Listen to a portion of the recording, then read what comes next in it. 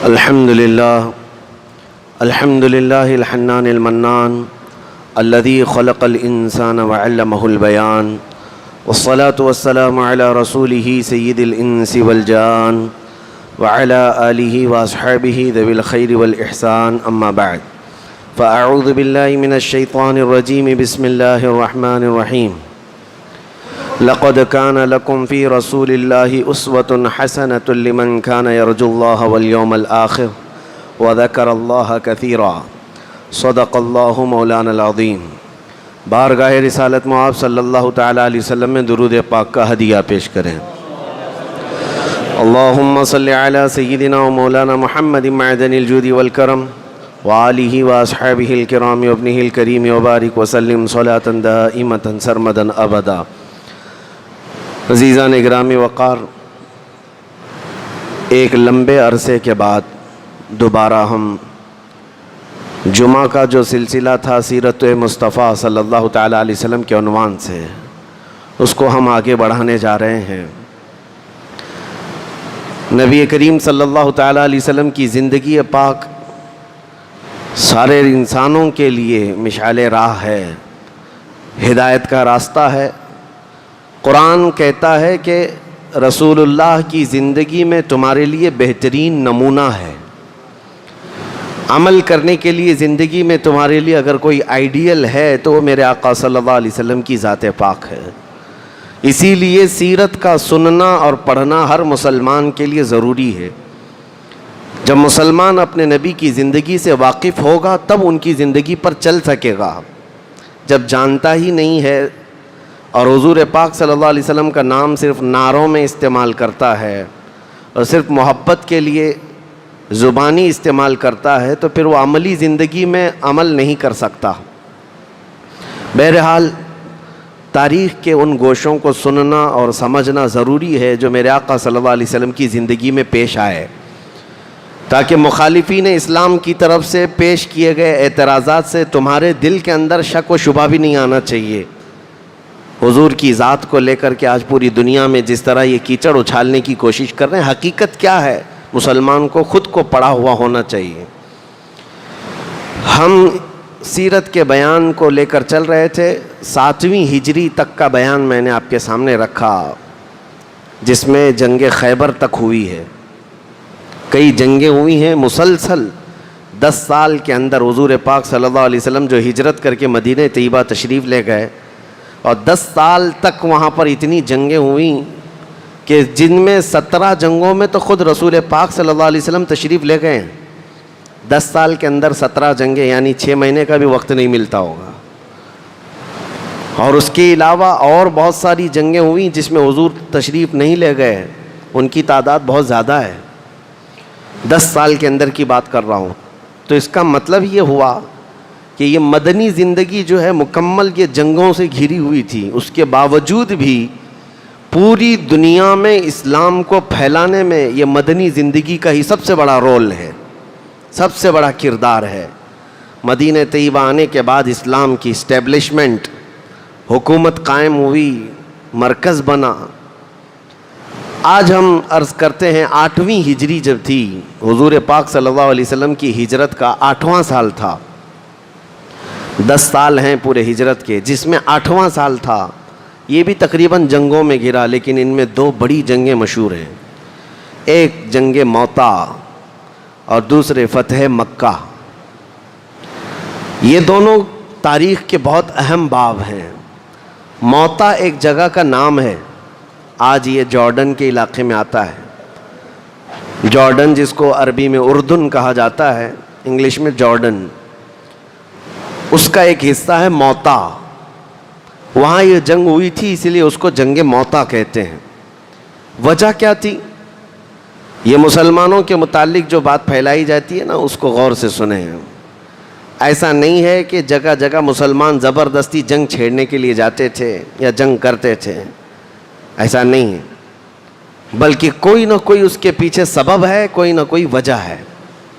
ہوا یہ تھا کہ نبی پاک صلی اللہ تعالیٰ علیہ وسلم اپنے ایک صحابی قاصد حضرت حارث بن عمیر کو خط لکھ کر کے روم کا جو بادشاہ تھا اس کے پاس بھیجا کیونکہ آپ نے سنا تھا 6 ہجری میں حضور صلی اللہ علیہ وسلم نے دنیا بھر کے بہت سارے بادشاہوں کو دعوت اسلام پیش کی، صحابہ لے کر کے گئے خط، اور یہ سلسلہ چلتا رہا۔ 8ویں ہجری میں بھی حضور صلی اللہ علیہ وسلم نے اپنے ایک قاصد صحابی، جیسے آپ سمجھ لیں ایمبیسیڈر، ترجمان، ان کو خط دے کر کے روم کے بادشاہ کے پاس بھیجا، اور وہ لے کر کے جا رہے تھے۔ روم پہنچنے سے پہلے ہی، جس کو آج آپ جو ہے روما کہتے ہیں یا رومانیہ ہے، اٹلی ہے، یہ روم کی سرزمین تھی پہلے۔ آج اس دور میں بھی وہاں پر کفار و مشرکین عیسائیوں کی حکومتیں قائم ہیں، اس دور میں بھی تھیں۔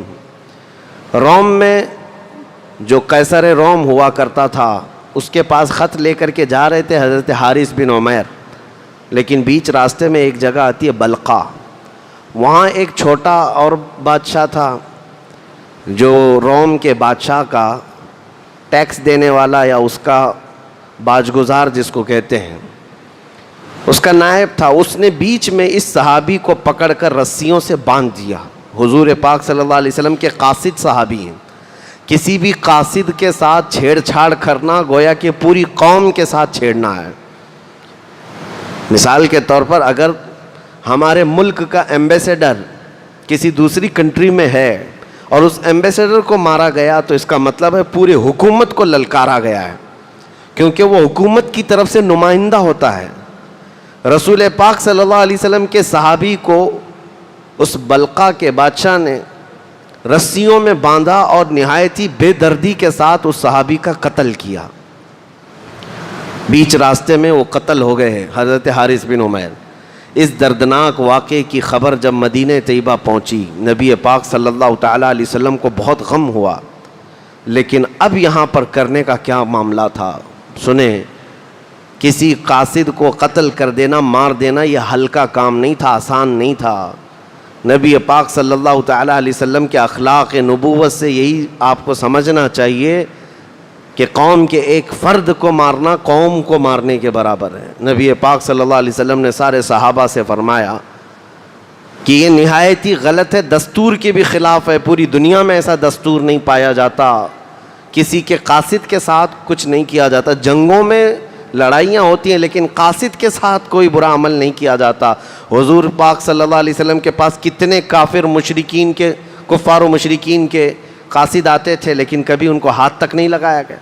اب جب صحابی رسول قتل ہو گئے تو حضور نے مدینہ طیبہ سے ایک لشکر تیار فرمایا کہ تمہیں روم تک پہنچنا ہے اور اس صحابی رسول کا انتقام ہوگا، خون بہا لیا جائے گا۔ تو جوش جہاد میں صحابہ اکرام جمع ہوئے اور مدینہ طیبہ سے کل ملا کر 3000 صحابہ جمع ہوئے۔ جنگ موتا کی تاریخ میں بیان کر رہا ہوں۔ 3000 صحابہ جمع ہوئے، تو جب نبی پاک صلی اللہ علیہ وسلم ان 3000 کو جمع کیے تو ان کو رخصت کرنے کے لیے ثنیۃ الوداع کی گھاٹیوں تک خود تشریف لائے۔ نبی پاک صلی اللہ علیہ وسلم اس جنگ میں شریک نہیں تھے بظاہر۔ اب حضور پاک صلی اللہ علیہ وسلم نے اپنا جھنڈا سفید رنگ کا حضرت زید بن حارثہ کے ہاتھ میں دیا، جو رسول اللہ کے منہ بولے بیٹے تھے۔ منہ بولے بیٹے ہیں، حضور صلی اللہ تعالیٰ علیہ وسلم نے ان کو پالا ہے، ان کے ہاتھ میں دیا اور لشکر کو یہ تلقین فرمائی کہ اسی مقام پر جانا جہاں حارث بن عمیر کا قتل ہوا ہے، وہاں جا کر کے جب تمہارے مقابل میں لوگ آئیں گے تو پہلے ان کو اسلام کی دعوت پیش کرنا، اگر وہ قبول کر لیں تو تمہارے وہ بھائی اور بہنیں ہیں ان کے ساتھ رحم دلی اور ہمدردی کا معاملہ کرنا، اور اگر وہ جنگ پر آمادہ ہیں تو اللہ کے بھروسے جنگ کرنا۔ یہ تلقین تھی حضور صلی اللہ تعالیٰ علیہ وسلم کی طرف سے۔ اور پھر یہ ارشاد فرمایا تھا کہ زید بن حارثہ اگر قتل ہو گئے، شہید ہو گئے، تو جعفر بن ابی طالب کے ہاتھ میں جھنڈا ہوگا۔ جعفر بن ابی طالب بھی اگر شہید ہو گئے تو عبداللہ بن رواحہ کے ہاتھ میں یہ جھنڈا ہوگا، اور اگر عبداللہ بن رواحہ بھی قتل ہو گئے، شہید ہو گئے، تو سارے مسلمان جسے منتخب کر لیں اس کے ہاتھ میں جھنڈا ہوگا، وہ سپہ سالار ہوگا۔ یہ ساری باتیں حضور پاک صلی اللہ علیہ وسلم نے فوج کو بتائیں اور رخصت فرمایا۔ جب یہ لشکر مدینے سے جا رہا تھا تو ایک عجیب سا منظر تھا، مدینہ طیبہ کے بچے جوان سب باہر آئے تھے اور سارے مسلمان جو مدینے کے تھے ان کو جو رخصت کر رہے تھے سبوں کے لب پر یہی تھا، خدا تمہیں سلامت لائے، خدا تمہیں سلامت لائے۔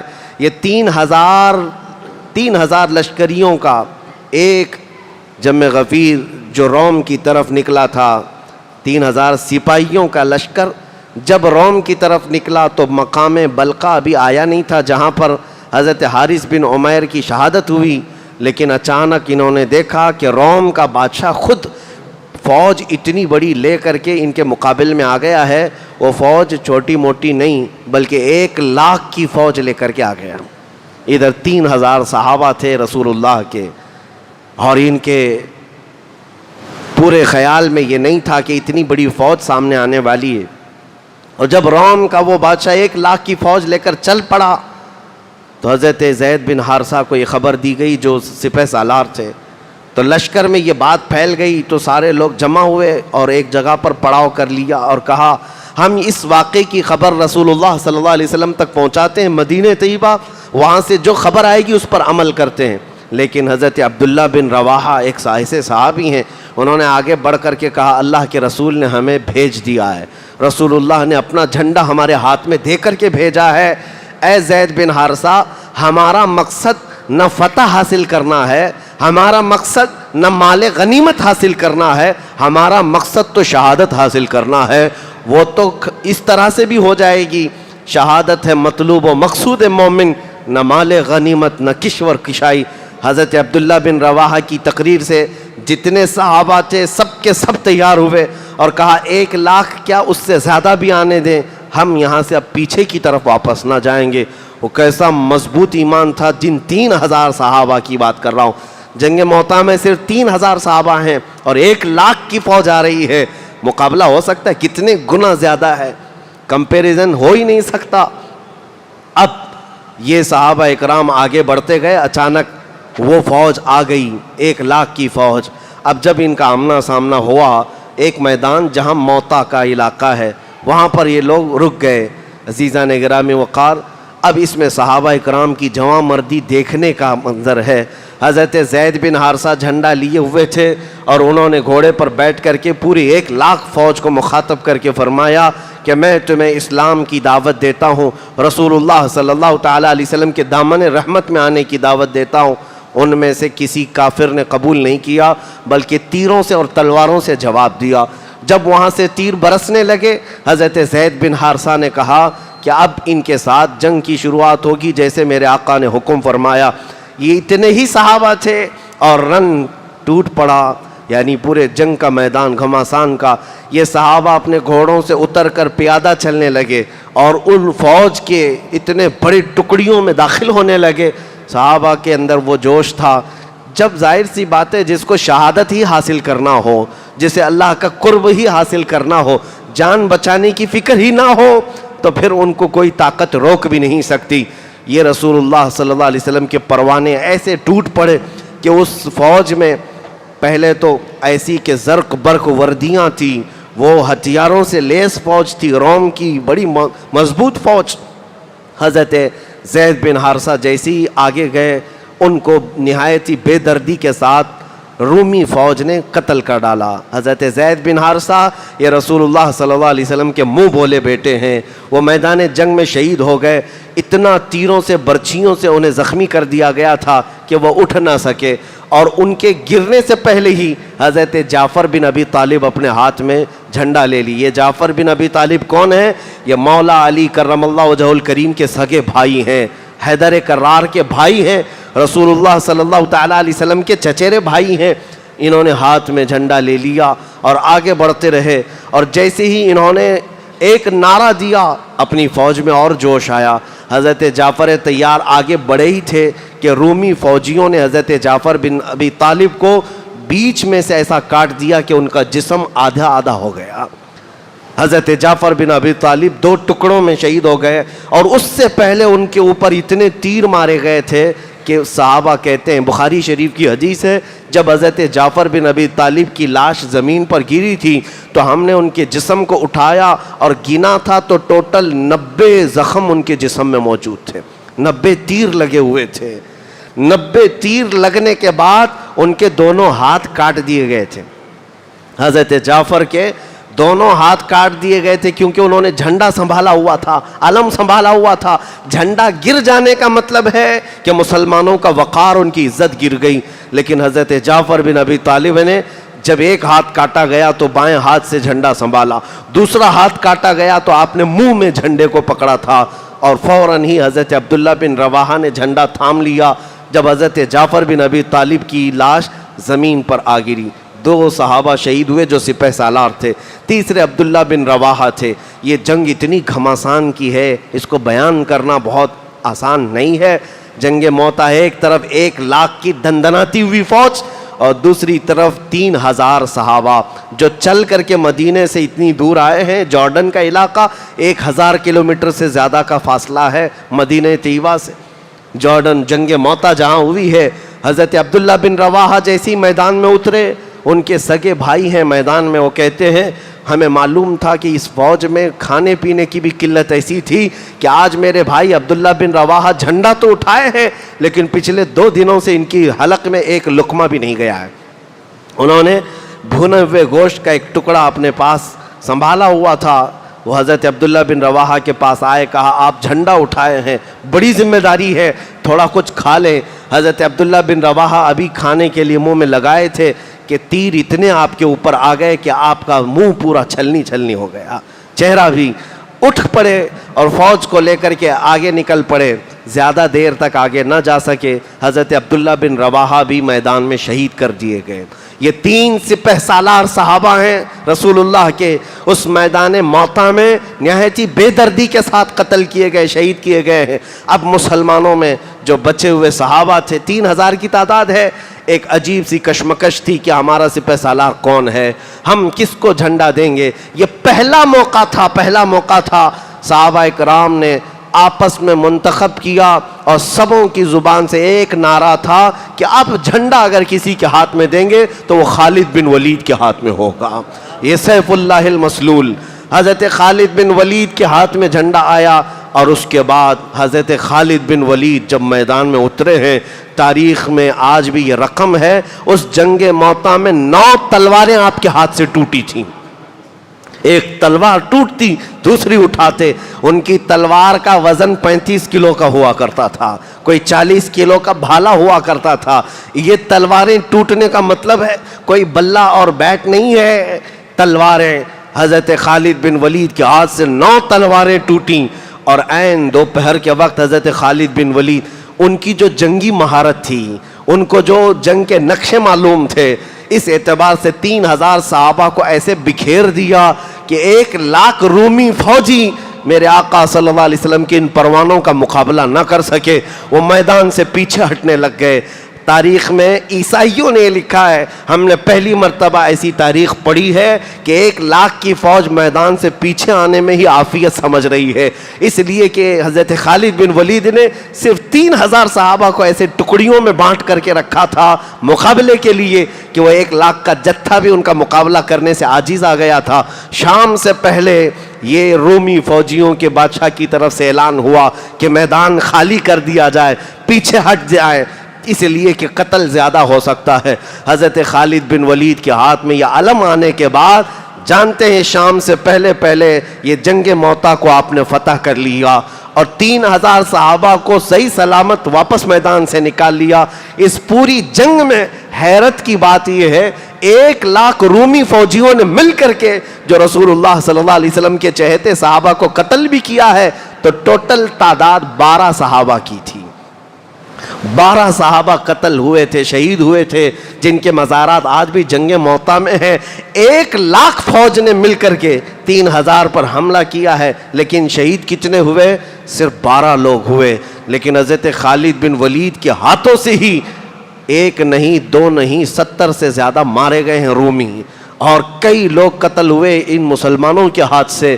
یہ اللہ کی مدد نہیں ہے تو اور کیا ہے، یہ رب العالمین کی طرف سے نصرت نہیں ہے تو اور کیا ہے. یہ جنگ ختم ہونے کے قریب تھی. اب یہاں پر ایک عجیب بات میں آپ کو بتاؤں. جس دن جنگ ہو رہی ہے رسول پاک صلی اللہ تعالیٰ علیہ وسلم مدینہ طیبہ میں موجود ہیں. اس حدیث کو بخاری شریف میں بیان کیا گیا ہے. نبی کریم صلی اللہ تعالیٰ علیہ وسلم مدینہ طیبہ میں صحابہ کے سامنے بیٹھے تھے اور اچانک آپ کی آنکھوں سے آنسو آئے. حضور سے صحابہ نے پوچھا کہ یا رسول اللہ کیا مسئلہ ہے؟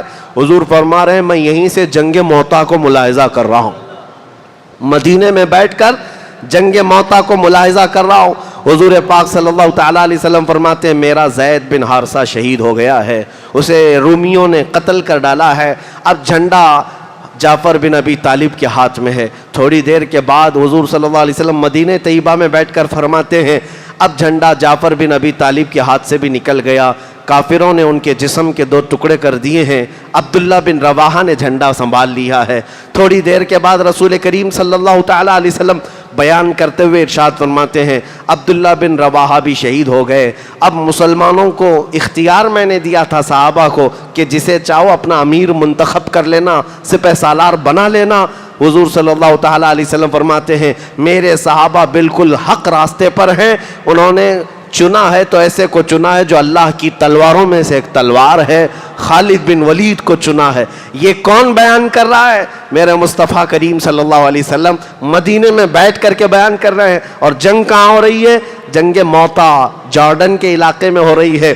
اب نبی پاک صلی اللہ تعالیٰ علیہ وسلم نے تھوڑی دیر کے بعد سارے صحابہ سے فرمایا اٹھ کر کھڑے ہو کر کے مبارک ہو خالد بن ولید نے سارے صحابہ کو وہاں سے صحیح سلامت میدان سے باہر نکال لیا اور رومیوں کو ان کے میدان سے ان کے ملک واپس جانے پر مجبور کر دیا۔ یہ خالد بن ولید رضی اللہ تعالیٰ عنہ کی اسلام میں آنے کے بعد بڑی فتحوں میں سے پہلی فتح تھی، جس دن حضور صلی اللہ علیہ وسلم نے آپ کو سیف اللہ المسلول کہا تھا۔ جانتے ہیں میں یہ بات اس لیے عرض کر رہا ہوں کہ یہی دن تھا حضور صلی اللہ تعالیٰ علیہ وسلم اپنے گھر سے نکلے، جعفر بن ابی طالب کی جو اہلیہ محترمہ ہیں، زوجہ ہیں حضرت اسماء بنت امیس، وہ حضور صلی اللہ تعالیٰ علیہ وسلم کے یعنی سگے چچیرے بھائی حضرت جعفر کی زوجہ ہیں، ان کے 2 بچے بھی ہیں۔ آپ کی زوجہ حضرت اسماء اپنے بیٹوں کو نہلا دھلا کر کپڑے پہنا کر انہیں تیار کر کے بٹھائی ہوئی تھیں۔ یہ دن تھا حضور صلی اللہ تعالیٰ علیہ وسلم گھر میں داخل ہوئے، حضرت اسماء سے کہا تمہارے دونوں بچوں کو لاؤ۔ دونوں چھوٹے بچے قریب آئے، حضور صلی اللہ تعالیٰ علیہ وسلم نے ان کو سینے سے لگا لیا اور ایسا لپٹ گئے کہ حضور صلی اللہ تعالیٰ علیہ وسلم کے آنسو نکل پڑے اور ان شہزادوں ان بچوں کے اوپر گرنے لگے۔ حضرت اسماء نے پوچھا کہ یا رسول اللہ صلی اللہ علیہ وسلم آج تو میں پورا تیار کر کے رکھی ہوں کہ میرے شوہر آنے والے ہوں گے یا کوئی اچھی خبر ہوگی۔ حضور صلی اللہ تعالیٰ علیہ وسلم نے فرمایا کہ تیرے ان بچوں کا باپ جعفر بن ابی طالب شہید ہو گیا ہے، میدان جنگ میں شہید ہو گیا۔ حضرت اسماء کہتی ہے میری چیخ نکل گئی، میرا گھر بعد میں عورتوں سے بھر گیا۔ رسول کریم صلی اللہ تعالیٰ علیہ وسلم اپنے گھر سے حضرت جعفر کے گھر کھانا بھیجتے رہے۔ عزیزان گرامی وقار، یہ باتیں ہو گئی، مہینہ گزرنے کو آ گیا۔ جنگ موتا کے وہ صحابہ وہاں سے واپس پلٹ کر کے مدینے آ رہے ہیں۔ جب مدینے آئے تو جنگ ختم ہو کر کے تقریباً مہینہ گزرنے کو تھا۔ وہ سارے صحابہ کی جماعت جب مدینہ طیبہ آئی، حضور صلی اللہ تعالیٰ علیہ وسلم کو خبر ملی تو پورے مدینے والے رسول اللہ صلی اللہ علیہ وسلم کے ساتھ چل پڑے۔ اس میں بچے بھی تھے، جوان بھی تھے۔ حضرت خالد بن ولید اور بچی ہوئی فوج کا استقبال کرنے کے لیے جب سارے صحابہ مدینے سے باہر آئے، ان صحابہ کا شاندار استقبال کیا گیا، مدینے میں لایا گیا۔ اب اس میں ایک صحابی حضرت یعلا، وہ کہتے ہیں کہ میں بڑھ کر کے حضور صلی اللہ علیہ وسلم کے قدموں میں گرا، حضور نے اٹھا لیا اور کہتے ہیں میرا دل بھر آیا تھا کہ میں جنگ کے حالات بتا دوں کہ میں نے کیا کیا دیکھا ہے جنگ موتا میں، کون کون شہید ہوئے، سب خبریں دے دوں۔ رسول کریم صلی اللہ علیہ وسلم نے بازوؤں سے پکڑ کر اٹھایا اور فرمایا یعلا تم بیان کرو گے جنگ موتا کو یا مجھ سے سنو گے؟ حضرت یعلا کہتے ہیں یا رسول اللہ صلی اللہ علیہ وسلم یہ ادنا غلام آپ سے ہی جنگ موتا کی خبر سننا چاہتا ہے۔ حضور صلی اللہ تعالیٰ علیہ وسلم نے پھر شروع سے لے کر اخیر تک جنگ موتا کا جو حال تھا دوبارہ ان فوجیوں کے سامنے بیان کیا۔ وہ ایک لخت چیخ کر کہنے لگے قسم اس رب ذوالجلال کی جس نے حق کے ساتھ آپ کو رسول بنا کر بھیجا ہے۔ عزیزان گرامی وقار، یہ عقیدہ صرف بریلویوں کا نہیں ہے، یہ عقیدہ تو صحابہ کرام کا بھی تھا کہ اگر میدان جنگ میں ہم تلوار اٹھائے ہوں، رسول اللہ مدینے میں بیٹھ کر کے بھی اس کا مشاہدہ کر رہے ہیں۔ اسی لیے ہم یہ کہتے ہیں ہم یہاں سے پکاریں وہ وہاں سے سنیں، مصطفیٰ کی سماعت پہ لاکھوں سلام۔ حضور پاک صلی اللہ تعالیٰ علیہ وسلم کی نظروں سے چھپاؤ کوئی، اور کوئی غیب کیا تم سے نہاں ہو بھلا، جب نہ خدا ہی چھپا تم پہ کروڑوں درود۔ نبی کریم صلی اللہ تعالیٰ علیہ وسلم جنگ موتا کی خبریں دیتے رہے۔ اس پوری جنگ کو میں نے جو بیان کیا، حضرت خالد بن ولید رضی اللہ تعالیٰ عنہ کی سپہ سالاری میں فتح کے ساتھ واپس لوٹایا گیا۔ دو اہم باتیں، وقت کی بڑی قلت ہے ورنہ آج کے دن ہمیں فتح مکہ کو بھی بیان کرنا تھا، کیونکہ 8ویں ہجری وہ ہے جس میں فتح مکہ کا عظیم دن آیا ہے۔ رسول کریم صلی اللہ تعالیٰ علیہ وسلم پورے 8 سال کے بعد دوبارہ مکہ میں نہایتی شان کے ساتھ اجلال فرمایا تھا، مکہ میں داخل ہوئے تھے 10,000 صحابہ کے ساتھ، نہ جنگ تھی، نہ جدال، نہ قتل و قتال، اس کو بھی بیان ہونا تھا۔ فتح مکہ کو اللہ نے اگر موقع عطا کیا، زندگی عطا کی تو اگلے سیشن میں انشاءاللہ عرض کریں گے۔ لیکن اس جنگ موتا کی 2 چیزیں اہم ہیں۔ پہلی چیز، ہمیشہ یہ بات ذہن میں رکھو کہ جنگ موتا ہوئی کیوں؟ 3,000 صحابہ 1,00,000 کی فوج سے لڑنے کے لیے گئے کیوں؟ سبب صرف اتنا تھا، رسول اللہ کے ایک قاصد کو ان ظالموں نے قتل کر دیا تھا۔ رسول اللہ صلی اللہ تعالیٰ علیہ وسلم کے ایک سپاہی کو قتل کر دیا تھا تو پورا مدینہ نکل پڑا، اور وہ بھی 1,000 کلومیٹر دور تک۔ عزیزان گرامی وقار، یہ غیرت ایمانی تھی صحابہ کی کہ رسول اللہ کے کسی سپاہی کو بھی اگر کوئی چھیڑ چھاڑ کرے تو پورا مدینہ نکل پڑتا تھا۔ آج حیرت کی بات ہے، خود رسول اللہ کی ذات کو چھیڑ چھاڑ کیا جا رہا ہے، اور خواب خرگوش میں پوری قوم سوئی ہوئی ہے، پوری امت سونے پر مجبور ہو گئی۔ آج کیا بادشاہوں کا زمانہ نہیں ہے؟ تقریباً دنیا میں 57 ملک ایسے ہیں، 57 کنٹریز، جہاں بنام ہی صحیح اسلامی حکومت قائم ہے، مسلمانوں کی حکومت ہے۔ کیا ان میں سے کبھی کوئی اس طرح کی مذمت آتی کہ رسول اللہ صلی اللہ تعالیٰ علیہ وسلم کی ذات کے ساتھ اگر کسی نے کھلواڑ کیا، چھیڑ چھاڑ کیا تو ہماری پوری قوم باہر آ سکتی ہے، ہم آپ کا مقابلہ کرنے کو تیار ہوں گے؟ یہ سارا سسٹم ہی ختم کیا گیا، اسی لیے ہم ان کو نہ بادشاہ مانتے ہیں، نہ ان کی حکومت اسلامی حکومت قرار دی جا سکتی ہے۔ اسلامی حکومت تو وہ ہے جہاں رسول اللہ صلی اللہ تعالیٰ علیہ وسلم کی عظمت کے لیے ہر کوئی اپنی جان دینے کے لیے بھی تیار ہو، وہ حقیقی اسلامی حکومت ہوتی ہے۔ آج کی یہ حالت ہے۔ وہ دور تھا کہ ایک سپاہی کا قتل صحابہ برداشت نہیں کر سکتے، اور خود رسول اللہ صلی اللہ علیہ وسلم نے صحابہ کو بھیجا تھا۔ انہوں نے یہ نہیں دیکھا کہ 1,00,000 کی فوج رومیوں کی ہمارے سامنے ہے، انہوں نے یہ نہیں دیکھا کہ روم کی بادشاہت ہمارے مقابل میں آئی ہے، کچھ نہیں دیکھا، بلکہ وہ صحابہ تو یہ کہتے تھے نہ ہمیں فتح مقصود ہے، نہ مال غنیمت مقصد ہے ہمارا تو مقصد شہادت حاصل کرنا ہے، اور وہ نکل پڑتے۔ اور یہی ان کا عزم تھا جو دنیا کو خوف زدہ کیا ہوا تھا۔ جانتے ہو تقریباً 1000 سال ایسے گزرے ہیں کہ دنیا حضور صلی اللہ تعالیٰ علیہ وسلم کی طرف انگلی اٹھانے سے بھی ڈرتی تھی۔ ان کو پتا تھا کہ رسول اللہ صلی اللہ علیہ وسلم کا مقام تو بہت دور ہے، ان کے کسی غلام کے ساتھ چھیڑ چھاڑ کرنے پر بھی یہ جہاد پر اتر آتے ہیں۔ آپ کو پتا ہے ہندوستان میں سب سے پہلی جنگ جو ہوئی ہے، مسلمانوں کا جو دخول ہوا فوج کے ساتھ، وہ محمد بن قاسم کی فوج تھی۔ 10,000 کی فوج سندھ کے علاقے سے آئی تھی سب سے پہلے۔ وہ وجہ کیا تھی؟ کیا یہاں لوٹ مار کرنے آئے تھے، لوگوں کو قتل کرنے آئے تھے؟ نہیں، راجہ دابر سنگھ جس نے چند مسلمان عورتوں کو، اس کے گنڈوں نے جو حج پر جا رہی تھیں عورتیں، ان عورتوں کو گرفتار کر کے ان کی عزت لوٹ کر کے، ان کا مال لوٹ کر کے ان کو قیدی بنایا تھا۔ تو ان عورتوں کی طرف سے جو حالات دیکھا تھا، کسی نے جا کر خلیفہ وقت کے سامنے یہ بات بیان کی تھی، تو محمد بن قاسم 19 سال کا جوان تھا، 19 سال کا جوان تھا، 10,000 کا لشکر لے کر کے ہندوستان چلا آیا، صرف اپنی بہنوں کی عزت واپس لینے کے لیے۔ اپنی بہنوں کے اوپر اگر کسی نے خراب نظر ڈالی ہے تو وہ لشکر لے کر آیا، اور ایسا نہیں کہ سیدھا قتل و غارت شروع کیا۔ پہلے راجہ دابر سنگھ کو کہا بھی کہ جن مقدس عورتوں کو تم نے گرفتار کیا جو حج پر جا رہی تھیں، انہیں آزاد کرو، اور جنہوں نے ان کے ساتھ کھلواڑ کیا ان کو سزا دو۔ لیکن اس کو گھمنڈ سے چور تھا وہ بادشاہ راجہ، اس نے کہا کہ ایک چھوٹا بچہ مجھے للکار رہا ہے، تمہاری بات پر تو نہ میں عورتوں کو چھوڑوں گا، نہ میرے سپاہیوں کو سزا دوں گا۔ تو پھر محمد بن قاسم نے کہا چلو راجہ دابر سنگھ اس چھوٹے بچے سے اب مقابلے کے لیے تیار ہو جاؤ. 3 دن کی جنگ ہوئی تھی, یہ پہلی جنگ ہے. محمد بن قاسم نے ایسی جنگ لڑی تھی کہ راجہ دابر سنگھ کی پوری فوج ختم ہو گئی اور اس کا دور ہی ختم ہو گیا. خود راجہ دابر سنگھ قیدی بن کر کے گرفتار ہو کر آیا. محمد بن قاسم کی یہ تاریخ آج بھی ہندو پنڈتوں کی طرف سے لکھی ہوئی تاریخ میں بھی موجود ہے, اور انہوں نے اقرار کیا کہ ایک نوجوان آیا تھا جو عورتوں کی عزت کے لیے عرب سے نکل کر کے یہاں آ گیا تھا, اور یہاں کے علاقے کے لوگوں نے اسے سلام بھی کیا اور اس کے عدل و مساوات کو اور اس کے انصاف کو سلام کیا تھا. عزیزان گرامی وقار, آج ہمیں ہو کیا گیا ہے؟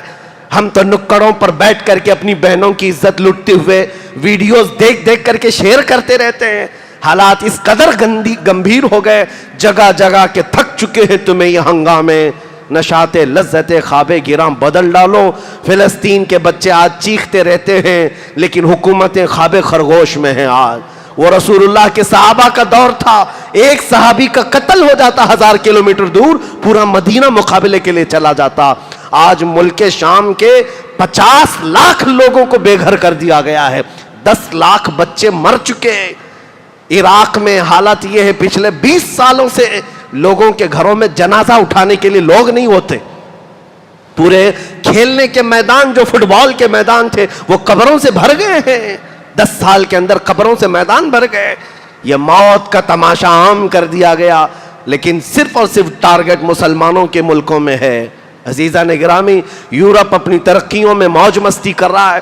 امریکہ اور رشیا اور یورپ اور UK یہ سب اپنی عیاشیوں میں مست ہیں, لیکن اگر تکلیفیں کوئی جھیل رہا ہے تو یہ اسلامی ممالک ہیں. اس کی وجہ صرف یہ ہے, ایک نکتے میں بیان کر کے ختم کرتا ہوں. ان کے جو ہم غلام تھے خلق کے پیشوا رہے, ان سے پھرے جہاں پھرا پھر آئی کمی وقار میں. بات صرف اتنی ہے, جب تک تمہارے اندر جذبہ اور احساس تھا کہ ہم سب کی ڈور رسول اللہ کے قدموں سے بندھی ہے, تو تمہارے اندر ایمان بھی مضبوط تھا اور اللہ کی مدد بھی آتی تھی. آج بس اتنا ہی عزم کرو کہ ہمیں سیرت مصطفیٰ سے یہ درس لینا ہے کہ پورے مومنین ایک جسم کی طرح ہیں. ایک عضو کو تکلیف ہو تو پورے جسم میں تکلیف ہونا چاہیے. اللہ کریم امت مسلمہ پر رحم فرمائے, میرے آقا کی امت پر اللہ کرم فرمائے, ہمارا کھویا ہوا وقار اور ہماری کھوئی ہوئی عزت ہمیں واپس عطا فرمائے. مولا کریم تیرے حبیب پاک کی اس بھولی بھالی امت کو غیب سے تو اصلاح کرنے والا قائد عطا فرما. ہماری جماعت میں صلاح الدین پیدا فرما, ہماری جماعت میں خالد بن ولید کا جانشین عطا فرما. تیرے حبیب پاک کے سچے فدائی اور شہدائی ہمیں عطا فرما. وآخر دعوانا ان الحمدللہ رب العالمین. السلام علیکم.